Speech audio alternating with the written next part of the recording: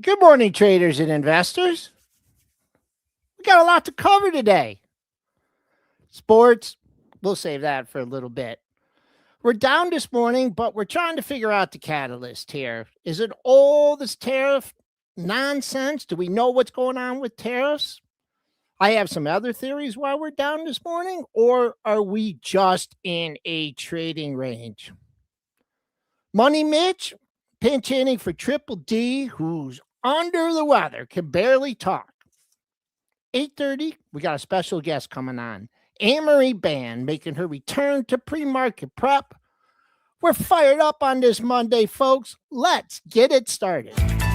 The volatility right now is really incredible. Wow, look at that consolidation on the upper right chart. You know what we've seen this earnings season? Some of these expected moves get even more violent. This is why I have switched my strategy 10 years ago. And if you're chasing, you're in trouble. All right, good morning, traders and investors. We opened up flat and then kaplooey. Bottom line is we're back under 6,900, down 33 and a half handles at 68.90. The buck flat, 97.75. TLT maintaining its gains up 12 cents, 89.53. Crude USO giving some back, but what the last 3 days it had down 91 cents, 79.94. GLD up 556, 474.18. Silver won't be outdone, down up 215, 78.77. And Bitcoin futures down $1,370, 66,455. These charts are brought to you by Trade Station. Born to trade, chart, analyze, customize, all in one platform. Trade smarter, move faster, and stay in control with a platform built for serious traders. Okay, let's bring on Money Mitch, returning to the pre-market show. How you doing, Mitch? What's going on, traders? Good morning to you guys. Who's ready to talk some more tariffs? Oh, we got tariffs, we got mergers. Just real quick, Triple D, shout out to Triple D. He is really under the weather here. We want him to get better. And I know yesterday's activity didn't help him too much, but I tell you, those Canadian beers, they'll put you down out for the count, you know. Yeah, you should have been drinking those good old USA brews, you know. Should have been getting that Samuel Adams going, that tap, that Coors. Yeah, let's before we get to we'll talk to sports real quick here. Mitch, Bitcoin, are you still a holder? Are you out of that thing? No. I don't believe in holding falling knives. I don't like to personally play with knives in the kitchen. I don't know about you, but I also don't like to play with knives on my stock charts. This is not a knife I want to catch. Gave some it's off the lows of the session, climbing back, still in the trading range. I know a lot of people are banking on a big turnaround, but quick sidetrack here. Hey Brent, quick sidetrack. Morning. Going to the gym on Friday. There's a guy up in the cafe area, and I know he has a chart up. I mean, it's a chart. I'm like, what the heck is that chart of? I go, you trade stocks? He goes, no, I trade Bitcoin. I've been trading it for a while, and he had his charts up and everything, and I'm like, oh, you're long-term bull? And he goes, no. He goes, I'm looking to short it right now. I'm like, you're a retail trader? You're looking to short it? Whoa. He said, I do what the charts tell me to do. I do what the charts tell me to do, and if I'm wrong, I take my loss and move on. Wow. And he said he's looking for 40K. The guy at the gym named Ken, I didn't even tell him about the show or anything. Guy at the gym named Ken is looking for 40K in Bitcoin. Is this a contrarian indicator? I can't tell. I don't know. I'm kind of nervous now. Oh my gosh. Why don't we take this opportunity to just say thanks to our wonderful sponsor, Hive Digital Technologies, a global leader in green power data centers for Bitcoin mining, high performance compute, and AI, operating with nearly half a gigawatt of renewable energy. Hive is one of the fastest growing Bitcoin miners, on track to grow even more this year. Scan the QR code in the bottom right of your screen. There's also a link in the description of this chat. It'll take you over to hivedigitaltechnologies.com. Thanks again to Hive. Okay, money Well, Mitch. I'll tell you one thing. I'm sure those Bitcoin miner machines are buzzing today to keep everybody warm. I definitely think that that's what's happening out there. You better get those mining machines and use that renewable energy, baby. Heat the house with that. That's what I'll say. Especially out. Well, and also everyone out there, if you're one of the 40 million people that are affected by this storm, hey, man, hang in there. Hopefully it comes to pass. Everyone's safe. But Mitch, we gotta get to this tariff uncertainty. Man, well, man. The real question is, what did we really get here, right? Because of course we did get the raising from 10 to 15% throughout the weekend, but this was, of course, was under the Section 122, which is designed to be a short lease authority, which gives him 150 day. This is why in the tweet in the social, right, he posted that it would be to the max limit, right? Because the max limit under that Section 122 is 15%, but it also puts us in a time box for 150 days. So we have until July here. It's a specific day would be July 24th until this 150 days would be up. Let's talk about, Brent, did you want to go over that real quick? That's kind of a long truth, but yeah, I mean, this was from today. Yeah, this was the truth from today. Trump responding. We know that he responded on Thursday, and something that I was just looking at is, on Friday. When we heard about the ruling on Friday, right when Supreme Court started, we heard about the ruling around 10 a.m. Lululemon and Nike have kind of been, in my opinion, the proxies for this price action. They've been Lululemon has been absolutely the first responder when we've been getting any kind of tariff news. Lululemon spiked higher right when we heard that the U.S. Supreme Court was going to overturn the Trump administration tariffs, but that move was faded. Nike, same thing too. And here's the telling part, in my opinion. Trump got on the horn about 1:30 or so on Friday. I think it was around 1:30. A presser, and when Trump was going through his response to this and saying, this just basically makes me able to do more things, Lululemon and Nike did not respond. So I think the market had a tell here. Yes, the market kind of, had a dramatic knee-jerk reaction higher when we heard the tariffs were not going to be happening. But then again, later on the day, they didn't respond. I think we use that as a little bit of a signal here. And remember, folks, we have been thinking the market has been pretty jaded to Trump anyways, especially while the AI disruption commentary has been happening. So I see the Wall Street Journal, I see Bloomberg, I see CNBC talking about the tariff uncertainty here today. Yes, we are uncertain on what's going to happen a little bit. We have, Mitch has given us a nice timeline here, but I'm not sure that this is the main thing that the market is focused on today. Yeah, that's the question, of course. And I think that you have to start thinking about it, because the tariff situation also is a little bit of a back and forth situation, right? Where we just don't know where it's going to end up. Right? Is it going to be 10? Is it going to be 15? And I think the market's also trying to figure that out, right? I think everyone was expecting Trump to already have this plan ready, right? That's another thing that I think the market even front ran a lot of this Supreme Court ruling against Trump, right? And that's why we saw a little pop, but it didn't hold. And so these stocks had already been kind of getting a little bit of a lift. Some traders probably buying the rumor and selling the news type of trade, right?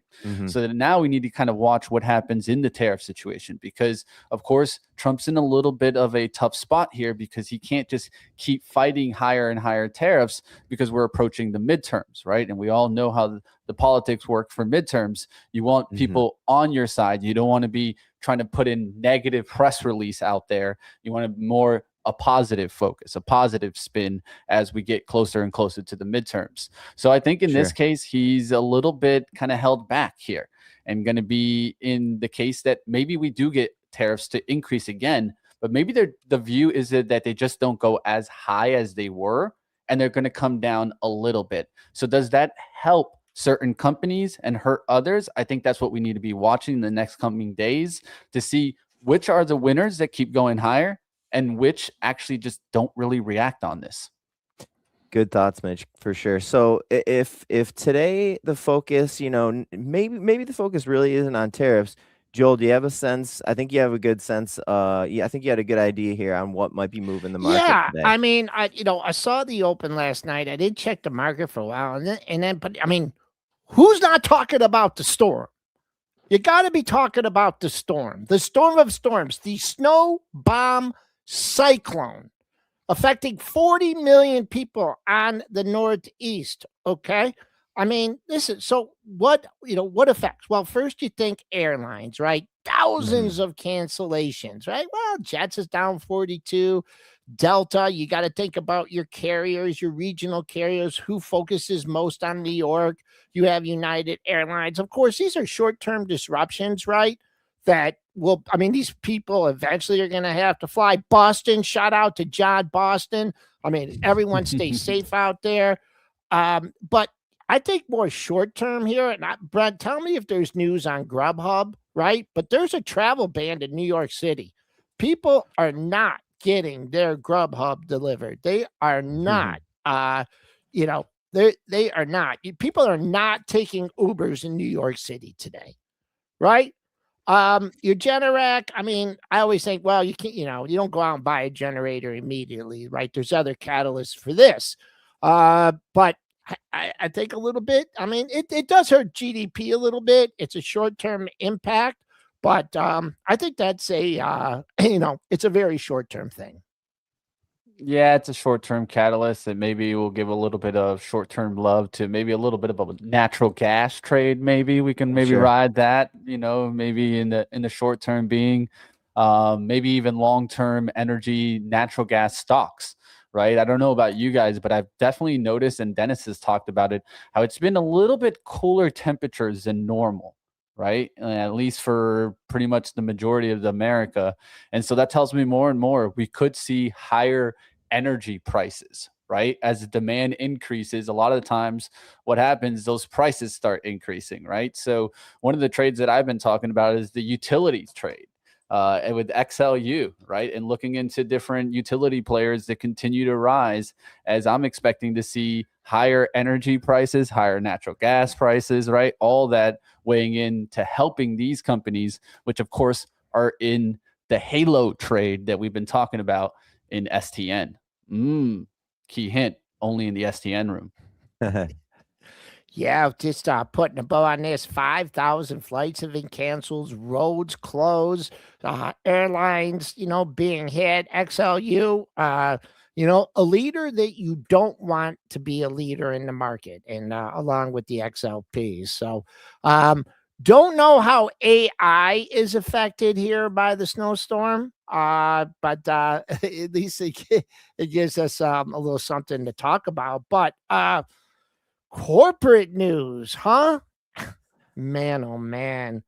Getting worse for NVO. I mean, how much pain can you take in this stock?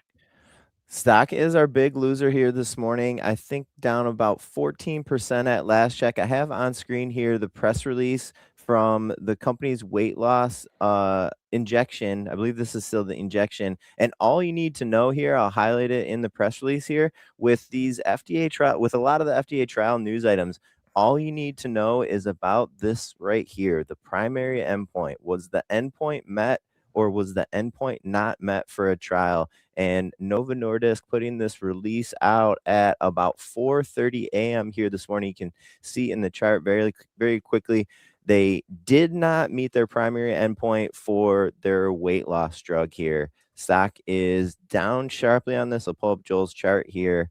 Guys, any thoughts here on Novo in general or this news item? Well, I think this is really interesting of how we'll see Eli Lilly react off of it. Of course, this is the head-to-head data against its Mounjaro drug. So I think that's what you really kind of be looking into here. If you looked into the top line numbers, it was 23% average weight loss over 84 weeks here for Novo, and then it's 25.5 for Lilly's drug. So that's kind of the change there, and how you're seeing that if Lilly's is just already better and they're not meeting their endpoint here, this just really starts to kill the outlook that they could come back and kind of take back Eli Lilly as being the best of breed in the GPL ones. And also Eli Lilly has coming forward later part of the year, they're working on their pill, right? So I think this is something to kind of keep in mind. And it just goes to show you how competitive this GLP-1 space is really getting. Absolutely. VKTX, Viking Therapeutics, was another peer in this space that we've been watching when we've been getting news items about any weight loss drug, whether it is the injection or the pill. GPCR, Structure Therapeutics, was another one. And then the chat, we have some bright chat members in YouTube pointing out that probably Hims is probably moving on this also. And we can look to see when Him started moving this morning. It was shortly after the Novo release was out. It was about 2 or 3 minutes after the Novo release was out. Him started moving. It did fade that earlier move, but we're all the way back to where we were trading right after the Novo news was released on Hims. Yeah, give us some technical levels on that, Joel. But one thing I would definitely say is that this, of course, has earnings tonight, so this could be a little bit of a additional catalyst that's coming into play with him. So don't miss that, as that will report tonight. And so maybe it's a little bit of a run into the earnings play. Also, the stock has been driven down and really just completely destroyed. I mean, when you think about it, it's at 15. Technically, we're talking 2024 prices. What do you see on the chart, Joel? Wow. Where's the bar for this one? That's the question. On the ground? It's past the ground. If there was such thing, it's like if you dug a hole and then threw the bar in there. Yeah, I mean, we talked about this, in the STN room, stocks ahead of reports. If you're short this thing, and you just, this company is worth this, it's going to zero, boom, you throw it on, you short it, you don't care less about the earnings. If you're short, you probably up some money, even after this pop today. So I think there's a low bar here. We did get a spike off that initial news, but for these kind of moves, you want to follow through right off the open. So we'll see. It's trading at 1622. Pre-market high. Can't tell. Let me see where these spikes were. Now it doesn't look like it's spiked even into the $16 handle yet. We're at 1582. So look for follow through to the pre-market high. For Lilly, I don't know if you have any thoughts on this. I mean, kind of in no man's land. We're not anywhere. Where are we at? We're not even at Friday's high, are we? Yeah, we are at Friday's high. We got a pair of highs at like 1026. So coming back down, be important that you hold 1026. Not much on the 50-day until 1050. Let's go VKTX that was left for dead for a while. That's trading up $1.27. Looks like you got a pretty firm seller here at the 32.75 area. So, what are your thoughts on these? What are your technical setups on this? Joel, one thing that I see that we don't have the chart up on there, Eli Lilly, the monthly, man. Well, why did the monthly chart disappear? I missed that chart. If we see the monthlies on Eli Lilly, it's right here around December's low, 977. This low in February being at 993. It's a pretty nice bottoming area right around that 1,000 mark. So pretty much undercuts under that 1,000 mark are being bought here. I think that's where you're having your big positioning kind of in near that 1,000 mark here for Eli Lilly. I would love to see it kind of get back above a trend line break, which would break it back above the 1,100. And if we could do that in the next month, this could be another stock on the breakout. So don't forget about your monthly levels, guys. Joel taught me a lot about those, and I really like to focus on them. Yeah, you got definitely your monthly. I mean, 1,100. You got you have your range. That's almost like a 2-month range here. Let's just real quick finish up on the corporate news in the drug sector. Then we can have some of our stocks that are on the move right now.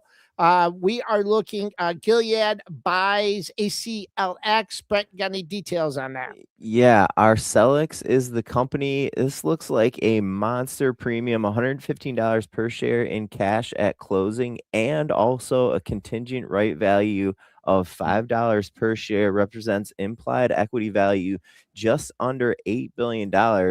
Ticker again for the company being acquired is ACLX, and I see that stock was trading on Friday around $60 or $65 and trading around 114 here today. This is an absolutely monster premium that Gilead is paying. Yeah, one thing to add on this, of course, Gilead already owned about 11.5% before the deal. So that's one thing to keep in mind. Another thing that came in here was pretty much what did they want to own, right? Why would they go from 11.5 to just saying, well, we want the whole company, right? Well, it's all about the asset here inside of that company. It's the anti-cell. So that's for multiple melanoma. And that's really where that's coming into play. So that's what they wanted to do. They wanted to get full control here. And the contingent value is based on this, right? It's based if that drug reaches $6 billion from launch through the end of 2029. So that's if you get that extra little added bonus for those shareholders. Okay, Joel, when you have a company being acquired like this, I mean, our technicals must just be out the window for like an ACLX, but maybe you can do a Gilead. What do you think? Gilead, I mean, for the premium it's paying, like I was thinking, wow, it should be down more. But then when what Mitch just mentioned, which I was not aware of, that it already owns 11 million shares, so they're picking up a few bucks here on that. I'm surprised, just a big premium. I'm surprised it's not done more. It's added an important area on the dailies. I'd keep an eye on this 150 area. That was the area of the last two lows. So if it slips 150 here, some people are like, hey, I don't want this. This is another deal. I don't want this. I do not. I don't want any part of this. Just real quick to wrap this up, flows into the XBI weekend trade, one of Triple D's favorites, merger Monday. So here you have XBI trading up, and I'm not sure about the IBB. IB is a little bit red, but smaller company here getting acquired. So that a trade there, merger Monday complete. Merck splitting into two. I don't know what the heck that does, but you just got two stocks to follow. That was okay. Yeah. So there was a WSJ report. I believe it was early this morning. WSJ reporting Merck is going to split pharma unit into two businesses, one for oncology and one for other drugs. As far as I know, this is this confirmed yet? Yeah, I guess it is. The company actually confirmed it. I don't believe that it's not like there's going to be two stocks. I don't think. It's just that, Merck has organized its human health business into an oncology business unit and a specialty pharma and infectious diseases unit. The structure will enable Merck to sustain long-term leadership in oncology. Yeah, as far as I can tell here, it's still going to be like MRK trading under all this stuff, just a different operating segment. All right, let's go to the big question, of course, today. What will happen with software? Because, of course, we had the tariffs come in, but that didn't really change up what happened last week with the IGV and software. Software still being the hated area out there, and hardware trade still going higher. But the question will be, finally, do we break, of course, the Thursday, February 5th low there, which is 79.27 on the IGV? We've been kind of hinting towards it. It's been in this kind of dead cat bounce look and hanging out sideways all last week. Right towards the end of last week, we went towards the high of 83, right to the resistance, rejected it, and now we're trading down 79.76. Is this the time that we break that low and start to see the software concerns come right back in? And it looks like we're already seeing it. So, right. Yeah. I think the big thing is I will be watching like the big components of the IGV to see how those work. Right. So you're talking your Now, you're talking your App Lovin', right? These were the stocks that were getting the bounce. One of the questions that I had in App Lovin' was that 420 another dead cat bounce area for App Lovin', and it looks like we're already rejecting that this morning, starting to go down. So these are the type of stocks that I'd be really watching towards the open to to see what's going to happen in tech. Of course, another area that did get a little bit of a bounce last week, but was continuing on the downside, information technology services, right? Your IBM kind of action and seeing that kind of get hit. These are all weighing in on the software trade. Of course, we've expanded on this on STN and talking about why software is going down here. It's all a matter of business models and them having to change and shift business models. So the question is, how fast can they do that here? And will IGV break the lows? What do you think, Joel? I mean, to bet against it is, been a losing proposition. The price action on Friday was indicative of what was going. You did get into the $83 area. That was a couple of highs. Actually made a new high of the week and then turned around, closed near the low of the session. I mean, you could lean on the 79.27 if you want. In my opinion, it's a better place to cover a short than it is to try a long. The market is convinced that we don't need software anymore. It's all going to be done by AI. These companies are not gonna transition, and that's what the market's telling you. You can fight the market if you want. Well, I think one of the important areas to watch will be if the strength can continue in the memory trade, right? We've seen Sandisk get the bounce on Friday. That was one of my most important charts to watch last week, because if that started to fall off, then I really was going to get concerned, because I think you now watch to see where euphoria is actually sticking in tech. And that's in this memory trade. And that's also in the semiconductor equipment and materials trade with ASML. Both of these are making good breaks to the upside. So if you look at SNDK, that's a nice trend line break to the upside. And then when you look at like a trade like ASML, take a look at that one. What do you think about that setup, Joel, here going in? And I think this is also one of the key stocks that's been driving the AI trade and keeping the AI trade alive. And we got to watch these, because if we see the heavy shift in software really get hit today, I'm watching these areas to see if they just flush out, because that's when the real concern, I think, comes to the market, when you lose the winners in the space.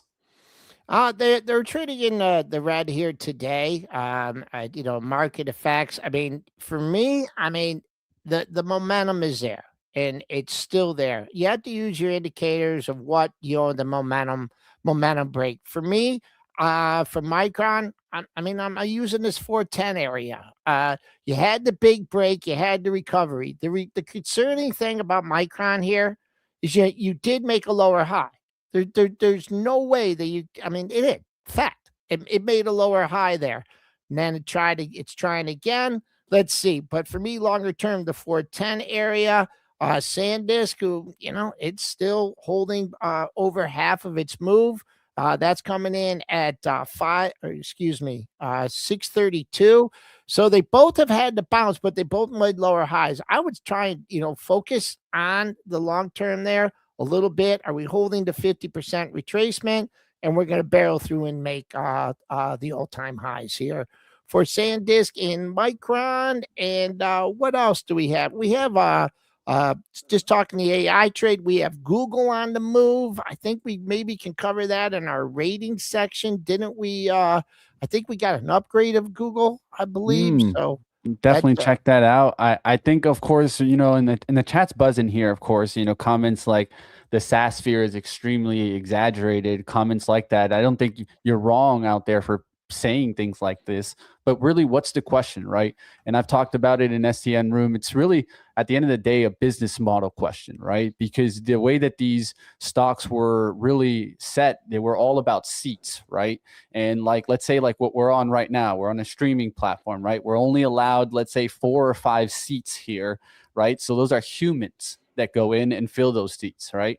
But the real question was when agent AI takes over, right? If you have, 100 seats available, but you only need one agent AI to go in there and pull all the information, do you really need all these seats anymore? No. So a lot of companies were thinking, well, this is an easy way to get around this cost. Let's go ahead and just take off, a bunch of seats that we're paying up for in these subscription services. And we'll use our agent AI to go in through the back door and pull the data that way. So all these things kind of come into play with the software takedown. It's not just that AI can create the images. It's not that it can just duplicate stuff. It's more of that business model that hasn't been adjusted for AI. This was made for humans, right? Now we have computers and things that can take the data, right? And can pull data, right? So now it's a matter of usage spending, right? So we all know how, like, let's say ChatGPT and all the large language models work. You have like tokenization, right? So you get like charged for the amount of usage that you use. This is the kind of business model change that we're going to start seeing with all these companies. So they're all having talks right now, bringing the boards together. How do we adjust our business model to adjust to agent AI? And it's these big companies, the behemoths, they can't make these pivots.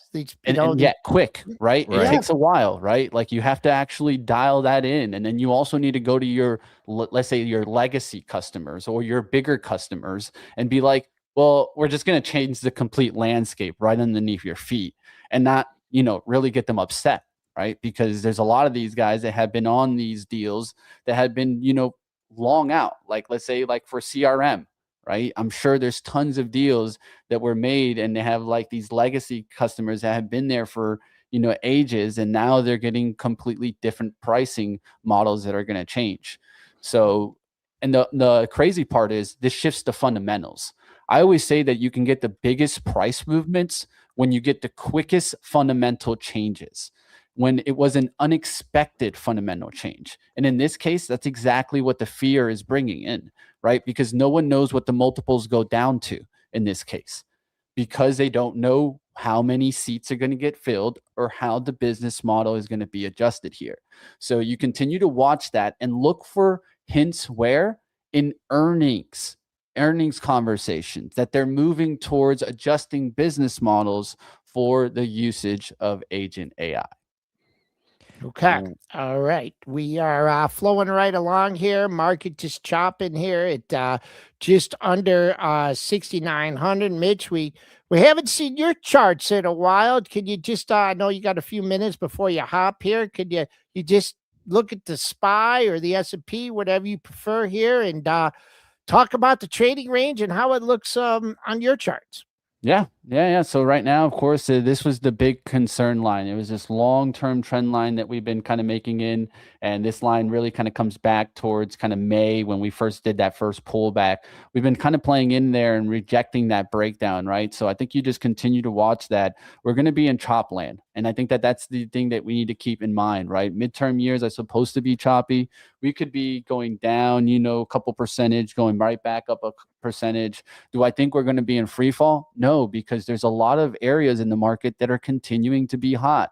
These are the types of things that I talk about on STN, that you got to stay with the rotation. Look at basic materials, right? Look at your industrial trade, right? This has continued to rip higher, right? Look at Deere. I mean, just as a prime example, right? This stock, a lot of people are wondering where the gains are going. I mean, this stock is up over 40% for the year.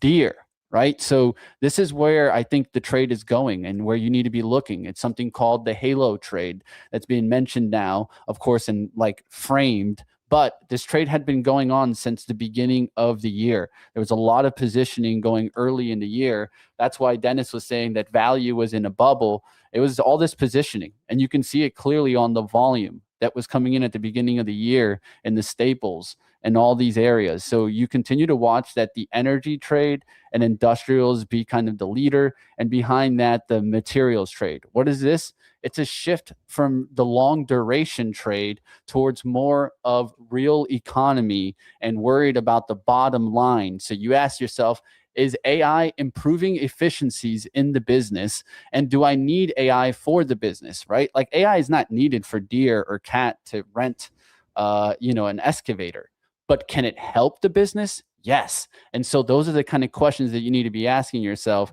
so that you can stick in the right sectors and industries and make that money. Right. So this is exactly what we've been doing a little bit, talking about swing trading at night. So if you guys want to join STN and get more and more in tune Mitch, with tell us the a little industries bit and what sectors, you've been doing at night. Yeah, breaking down industries, breaking down sectors, looking at this in a top-down approach, right? That's the way that I love to do it. It's the way that the money managers do it. And I think that anybody, a retail trader, should be thinking about things in themes and watch lists, trying to stick with what? Rotation, right? Because if there's any edge that you can have as a retail trader, it's trying to stick with the rotation, right? Because we don't have to stay in tech. We don't have to go and then explain to our investors on why we are only in energy and industrial trades now. Well, the reason is that's where the money is going, right? And so we can be like that. We need to be able to shift hats, go into different sectors. And sometimes that might not be the sector that you think is, let's say, and we can use the word sexy or high beta, right?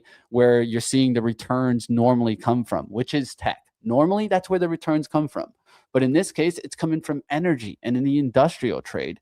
And if you don't shift, right, what you start to notice is that your like equity curve either slightly goes up or keeps taking these slight hits down, because you're essentially trading in the wrong sectors for the year. And that's why we always need to be watching sector rotation in the top 3.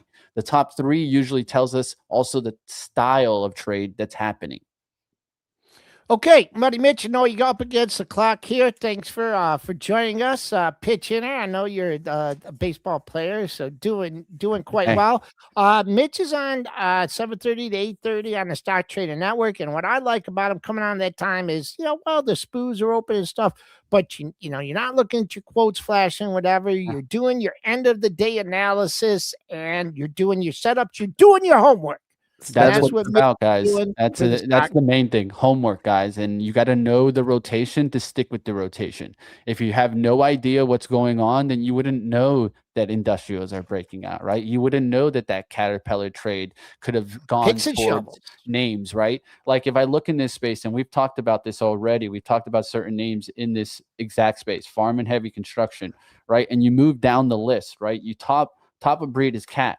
But just go down the capitalization and see these charts. Deere, then Picard, then it went to CNH. Then look at a cautious chart as of late, really hot. AGCO, we were talking about this break, looking for this break to come into play. Long-term trend line break, right? Right now, it just had earnings, and ever since earnings, hot. So you're talking leaders to laggards, telling me more and more. Mm-hmm. This is not a stock-specific run. This is an industry-wide run. And you want to catch industry-wide runs because it's, like they say, right? The ocean can lift and the tide comes in and it lifts all the boats. That's what's going on here. It's not that AGCO is just doing amazing right now. No, right.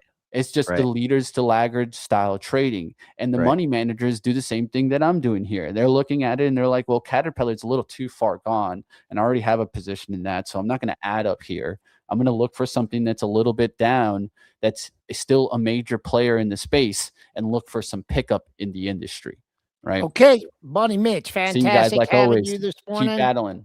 Appreciate it. Catch you. Say hi to Anne-Marie for me. Okay, we're trying. Thanks, Money Mitch.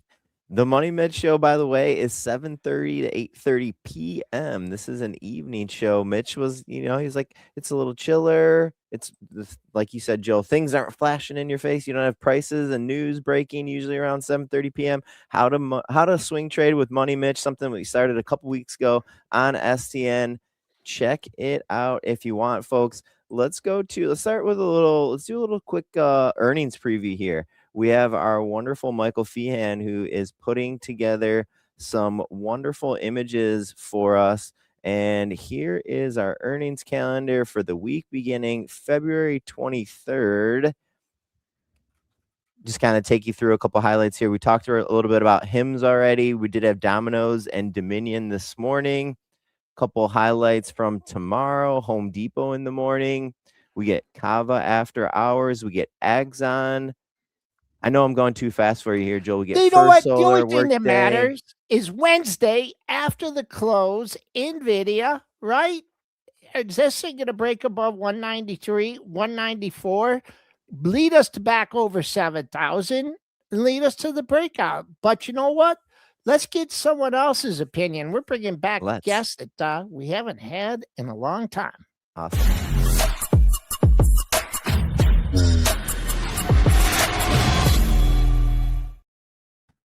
Okay, Amarine Band, futures and options trader, author of the CEO, the trading book. Good morning, Anne-Marie. How you doing? I'm doing great, guys. I hope you don't hear too much of an echo because all of a sudden my headset stopped working. And so, yeah, so now we're like this. You sound okay. no, So sounds good. I'll tell you what Dennis will say. He'll say, I go to Kmart. No, not Kmart. I go to Walmart. No, I don't even know. CVS, and he buys his headset for $39.99, and it's been working forever. So that's what Triple D would say. But we're getting you on here. I know you got a busy morning, but rotation. Let's just talk on this vicious rotation in this market. Well, I think people feel it a lot worse than it might actually be, simply because we had so many people in the Mag 7 and just so much data that said, hey, listen, it's just these 7 stocks that are rising. So in a weird kind of way, strength is building in other spaces. But what we really are seeing is this shift towards energy and a strange movement out of this growth into a little bit more value. Liz Ann Saunders said it best a couple of weeks ago. She said, stocks at a reasonable price. And so what we're trying to find is reasonable instead of overall cheap. And what we can see is a lot of that rotation is going into where charts haven't quite performed. And so what we know is that big money never leaves the market. It just goes someplace else to hide, right? Because of course we have to have your money under management. You can't leave the market. And so that's what they end up doing.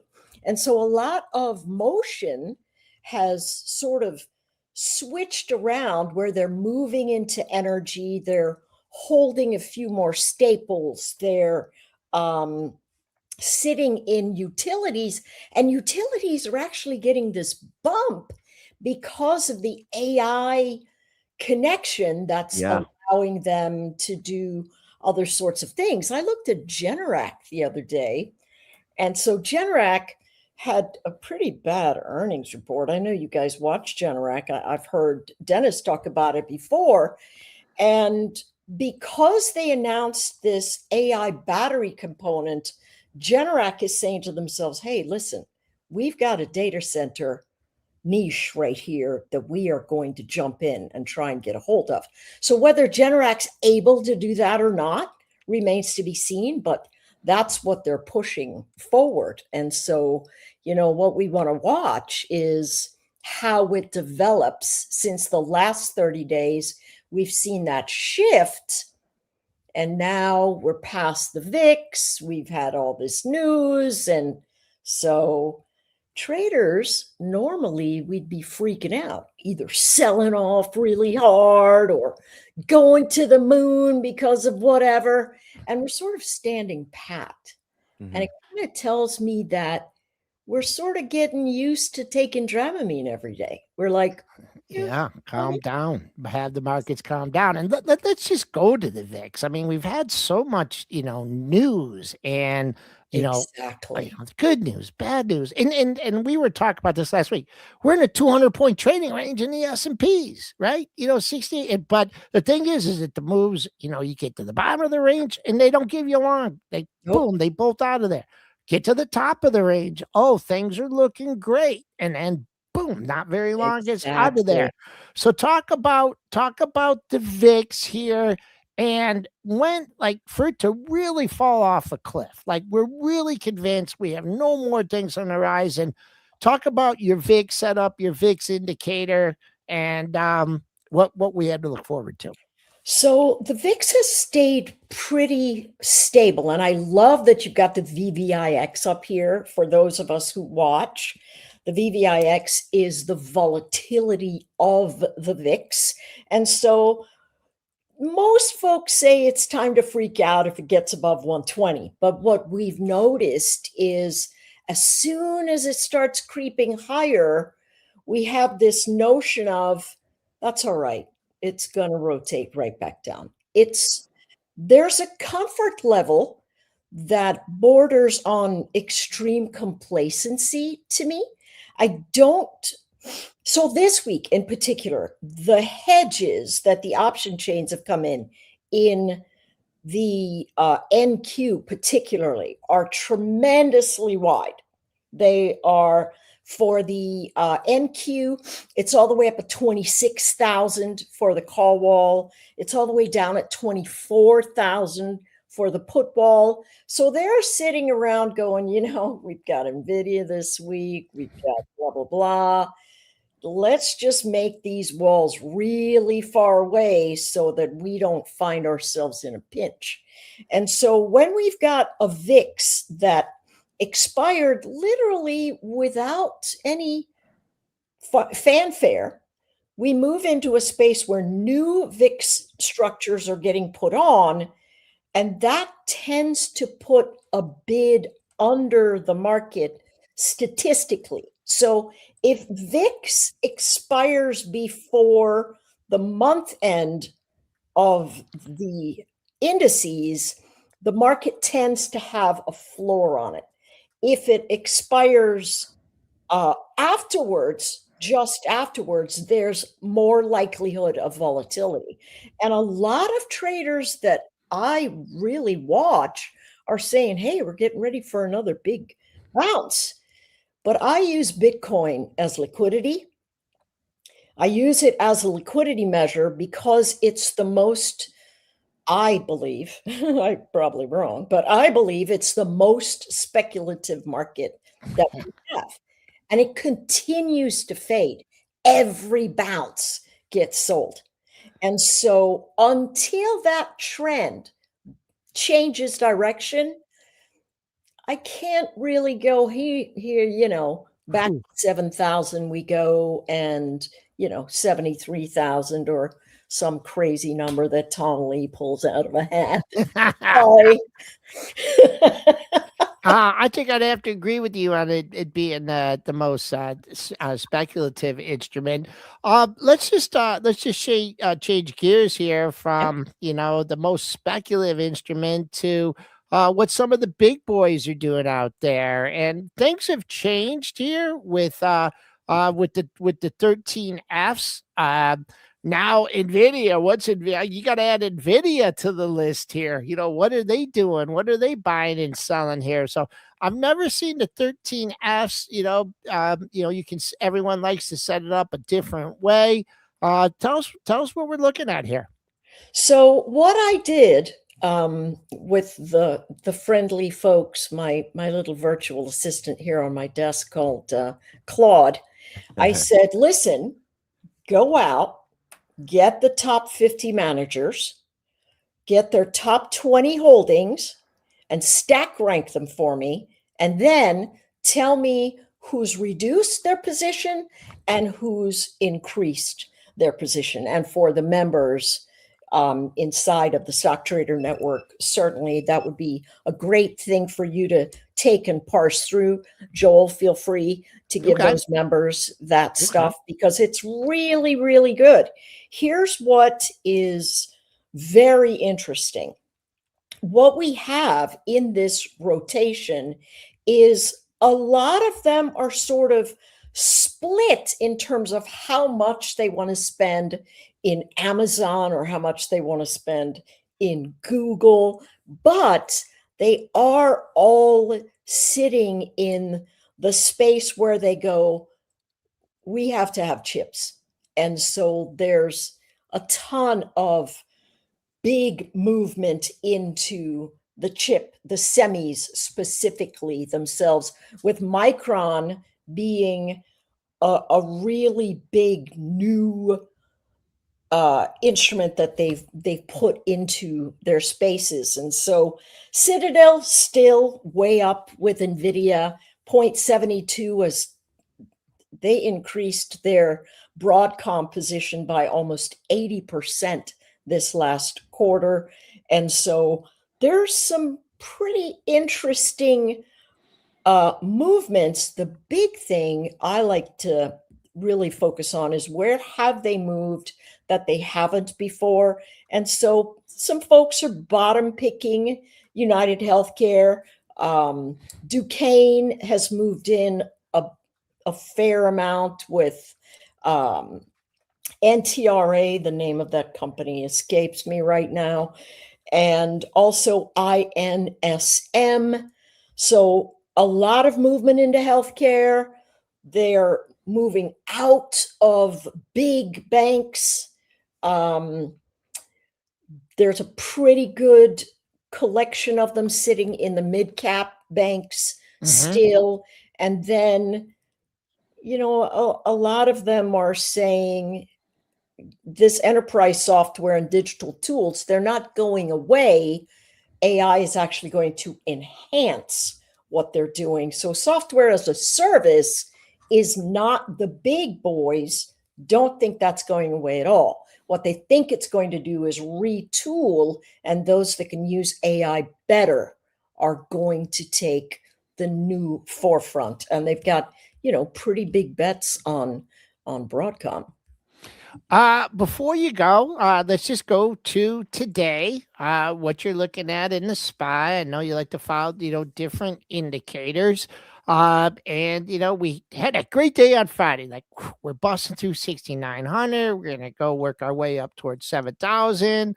And then whether it's the tariff uncertainty or the big storm on the East Coast, we're starting the day out in the red here right now. We are off the pre-market low, so the buy the dippers are out there around midnight, 1 o'clock. I don't know if you're up there Eastern time. But what's your level of control? What for our SPY traders out there today? What's your key level? So dips are still buys. We're looking for, if you happen to see price action fade under $685, wait for it to recapture. Look at the low that it faded to. That's going to be your support. And then holding 685, potentially back to 689 to fill the gap is something that's pretty fair to look at. My thought, we've got some of the biggest cumulative delta. So I watch cumulative delta. It is the difference between the buying pressure and the selling pressure relative to the amount of motion we have in the chart. And this morning pre-market, there's a lot of bullish activity. So, you know, over the weekend, everybody got to parse this business of, holy cow, you know, what does this tariff thing mean?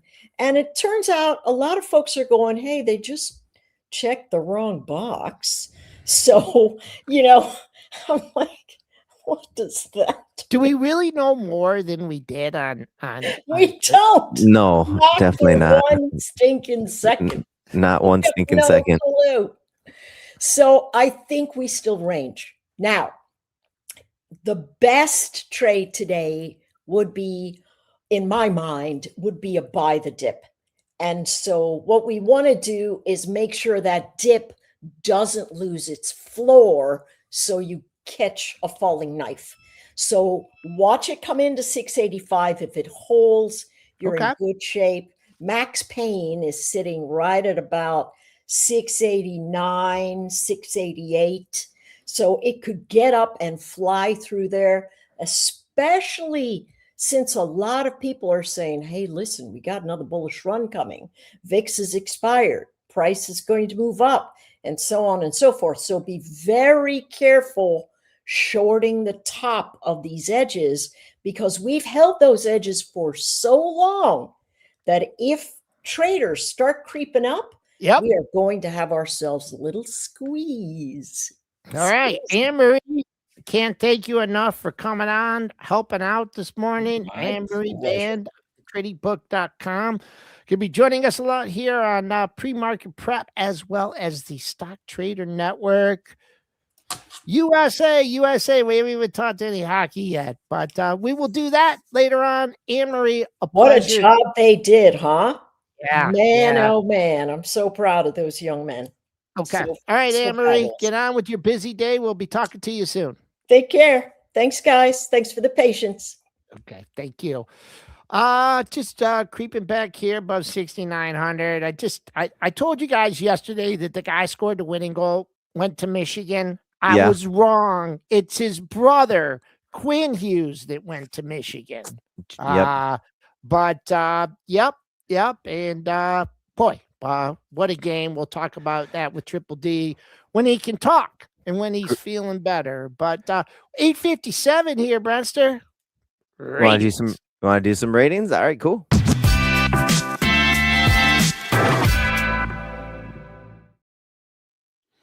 All right, let's start off with a rating out of Deere. Deere this morning, and I'm just gonna pull up my my Fly platform. We'll have a little sneak peek inside of the Fly, our sponsor for rating the ratings.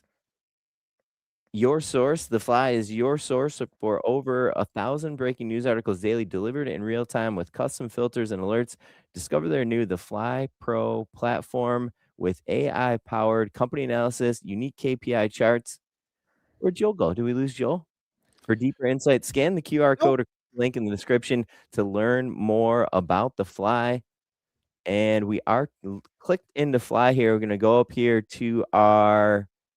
I think I got to refresh, actually. It doesn't seem like it's popping up here. Give me 1 sec. Let me just pull this down for a sec. Okay. And the rating? The rating was Deere. There was a Deere rating this morning. Deere was downgraded by Jeffries to underperform, ticker DE. Joe, I'm popping the Fly up here. What, okay, to underperform. And so what were they at? So they were at a neutral, and they went down to underperform here, downgraded this morning. A neutral. I mean, I'm going to get rid of this A+, because if I mean, so that wasn't really like they weren't bullish the stock, right? And it's going up. What I respect when I see the analysts is if they were at a buy. Like this ain't screaming, and their target was like 580, and now they're saying, whoa, we're going to neutral now. We're putting on the brakes. You know, this is a little bit too much. So to me, I'd give it an A+ if they were to buy, a strong buy, like a super strong, extra strong buy, the best buy you could ever buy, but they weren't. So not going to give it as good a rating. It's down, had a huge day on Friday, which I was not expecting. All you have is Friday's range. The low was way down at 646. Look out, Loretta, below 646. And I think with us trading down $10, wow, and you had a double close. The earnings. Friday gave a little bit back. Double earnings. I would say the 662 level, huge for me. Longer term, all-time closing high, Deere, 862.49. Just a little bit of color from the Fly here on the Deere downgrade. The shares are up 40% in the last 7 weeks, putting Deere's valuation well above prior peak averages. According to the analyst, the firm says that while the ag cycle should trough this year, a recovery will require an improvement in U.S. farmer incomes, with crop prices the key driver. Deere shares are already discounting next peak cycle earnings in 2027 and 2028. According to Jeffries. We're going to look at Cat real quick, Joel. Yeah, I mean, if you're looking for a cleaner setup, the 750 is huge in Cat. I mean, you could find some daily lows between 700 and 750, but I'd look out. Look out. Last week's low, little bit lower, 744.15, but Friday's low, 752.11. Big level in Cat. All right, Joel, you ready to wrap here on pre-market prep for the start of our week? You want to sneak Google in here? Do you have that ready? No. Let's go over to SCN. We'll save it for SCN, Joel. All right, Bradster, thanks for filling in. Big shout out to Money Mitch. Dennis is feeling okay. He just can't talk. So I think what he's going to do during the days is he's going to learn sign language. and he's going to come on, but I don't know how he would trade if he was doing sign language. But all right, we're off. We're off to the races here on this Monday on Pre-Market Prep, folks. Thanks for joining us.